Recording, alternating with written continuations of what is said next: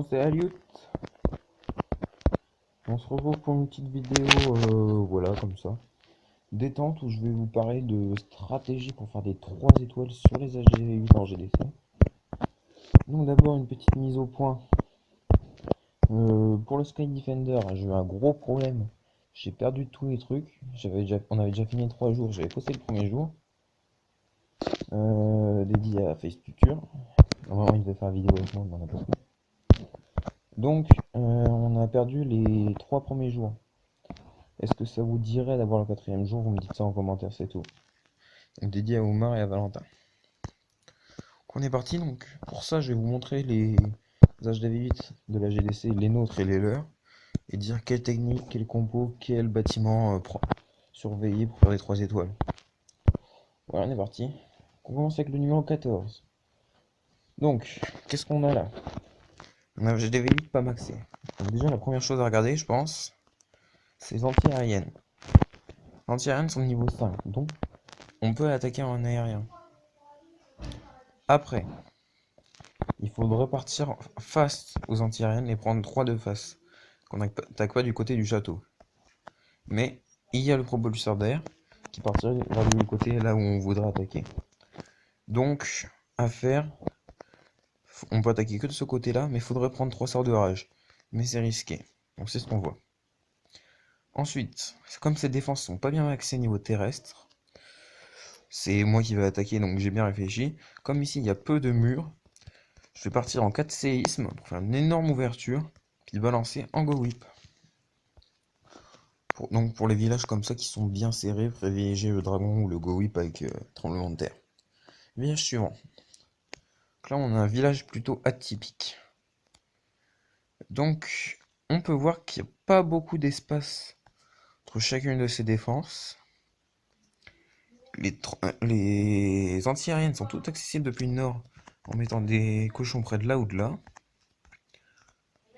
Donc moi je partirais peut-être sur une compo holo.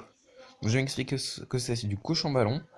Le principe ce serait de prendre avec plein de sorts de soins et des cochons, 4 de préférence, les anti-aériennes, donc en rasant au nord les défenses.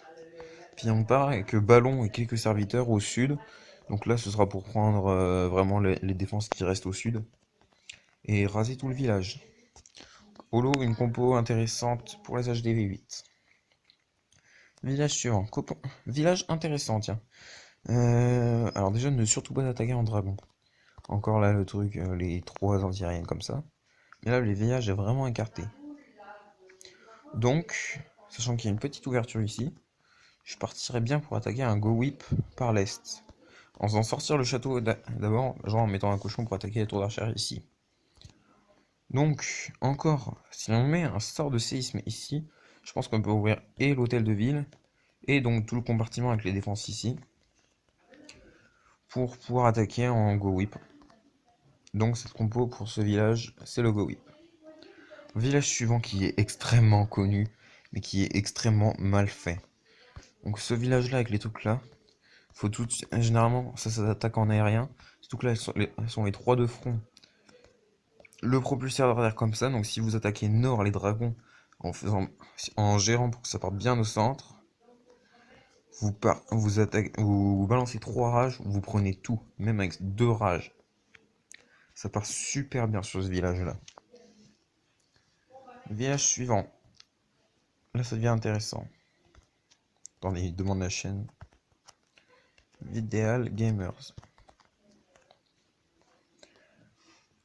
Donc sur ce village là ça devient intéressant.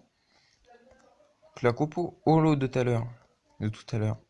Si on pose des cochons qui vont attaquer les canons là, ils ne vont pas partir sur le canon ici, ils vont partir sur l'anti-aérienne ici, de même de l'autre côté. Puis au sud, si on pose sur la tour d'archère qui est ici, ils vont partir sur celle-là. Donc il n'y a plus qu'à attaquer au nord avec les ballons. Village intéressant à attaquer en holo encore. Après, il peut y avoir une variante, vous pouvez remplacer les ballons par des dragons. Ça, c'est les gens qui voient. Donc là, un village encore extrêmement serré. Donc on devine tout de suite que les bombes géantes se trouvent à peu près près d'ici. Ou alors c'est des toutes là, les bombes géantes sont toutes à l'extérieur. Donc soit vous attaquez en holo pour faire tout le tour ici et balancer les ballons dessus. Non, non c'est pas holo. Soit vous faites holo et tentez de prendre les anti-aériennes en les déployant en arc de cercle sur cette partie du village. Soit, et je pense que c'est mieux, balancer les cochons pour qu'ils fassent tout le tour. Juste derrière, vous balancez des sorciers. De ce côté-là, je pense, parce qu'il y aura le château et la tour d'archère ici. Pour prendre tous les villages, parce que là, pour prendre toutes les défenses, parce que là, du coup, aucune bombe géante ne pourra gêner les cochons. Ça pourra faire super mal. Alors là, ce qui est, je pense, le meilleur village de la GDC.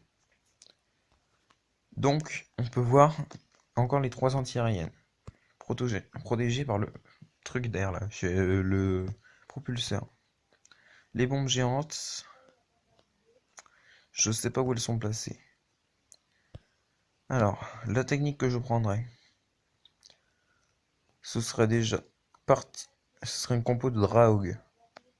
Donc on balancerait par le nord, plus sur la tour d'archère là, un groupe de cochons sur cette tour d'archère là, et un groupe de cochons sur cette tour de sorciers.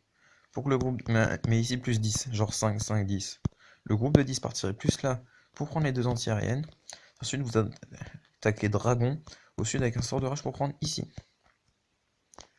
Donc c'est risqué, mais je suis pas sûr.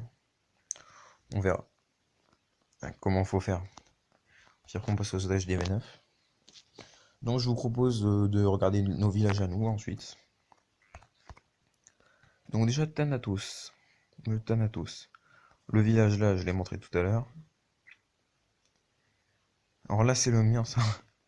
C'est un anti-3, je sais pas du tout comment l'attaquer. Bon, on verra bien, donc je vous montrerai peut-être dans une prochaine vidéo s'il est bon. Alors là nous voyons le village d'Achille. Qu'est-ce qu'on peut dire d'Achille? Ces anti-aériennes sont vraiment très exposées. Je pense en holo, on pose les cochons ici pour prendre l'anti-aérienne là. Puis ça prendra les 2-3 de sorties là. Puis après, soit on fait un holo, comme ça va passer là. Mais ça, il y a les pièges à ressort. On les voit. Ou alors on part directement avec des ballons. Avec un groupe qui va partir ici.